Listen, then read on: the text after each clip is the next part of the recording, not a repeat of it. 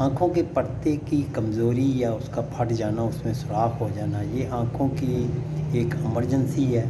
اس میں نظر یکدم تو یا کم ہو جاتی ہے یا غائب ہو جاتی ہے، یا بادل سے نظر آتے ہیں، دھواں سے نظر آتا ہے۔ تو ایسی حالت میں فوری طور پر اگر آنکھ کے پردے کے ڈاکٹر پر رجوع کیا جائے تو اس کا علاج 100% ٹھیک ہو جاتا ہے۔ لیکن جو دیر ہو جائے، اس کا جو علاج ہے وہ مشکل سے مشکل ہوتا ہے، اور پھر پوری 100% ریکوری نہیں ہو سکتی۔ یہ ہوتا اس لیے ہے، یا تو کسی کی آنکھ مایوپک، یعنی اس کو مائنس نمبر لگا ہوا ہے، جو کوئی زیادہ نمبر ہے، اس میں آنکھ لمبی ہوتی ہے اور وہ اسٹریچ ہو جاتی ہے۔ اسٹریچ ہونے سے جو نور کا پردہ ہے،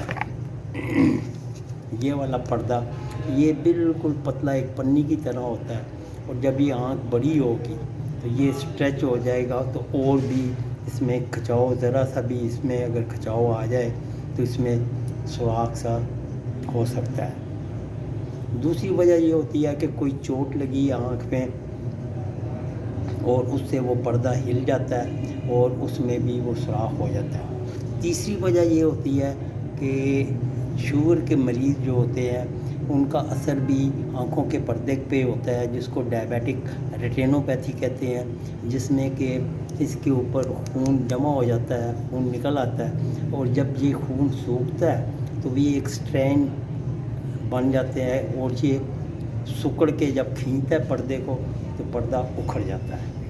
تو یہ پہلے چھوٹا سا ایک سوراخ بنتا ہے، اس سوراخ میں ادھر جو جیل ٹائپ چیز ہوتی ہے جو آنکھ میں بڑی ہوتی ہے، جس کو کہ ویٹریس جیل کہتے ہیں، وہ اس سوراخ میں جا کے پردے کو اور اکھاڑ دیتی ہے۔ تو اس طرح پھر یہ پردہ اکھڑتا چلا جاتا ہے، اور پھر زیادہ سے زیادہ بینائی جو ہے وہ ختم ہونی شروع ہو جاتی ہے۔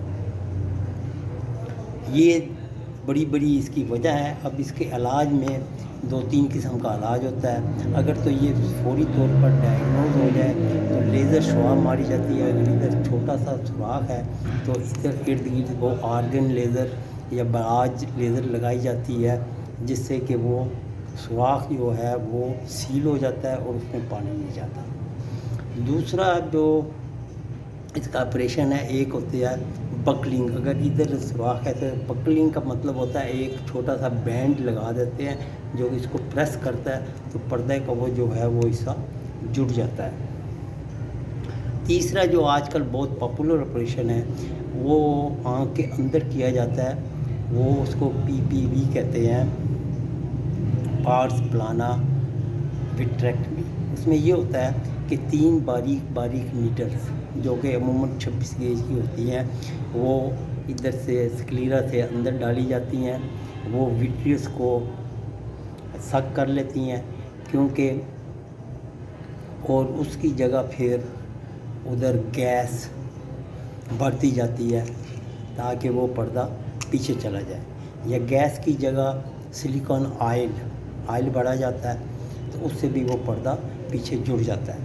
لیکن گیس کا مسئلہ یہ ہوتا ہے کہ جب گیس بڑھی جائے تو مریض کو کہا جاتا ہے کہ 24 گھنٹے تک وہ الٹا اپنے پیٹ کے بل لیٹا رہے تاکہ اس کا جو پردہ اکھڑ نہ جائے، لیکن وہ گھنٹے بعد 5-10 منٹ اٹھ کے بیٹھ سکتا ہے۔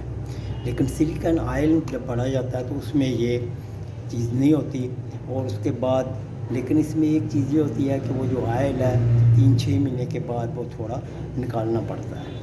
تو اس طرح یہ جو ہے پردہ کا ٹوٹ جانا اور پھر اس کا فوری علاج کر جانا، اگر فوری ہو جائے تو اس کی 100% ریکوری ہو جاتی ہے۔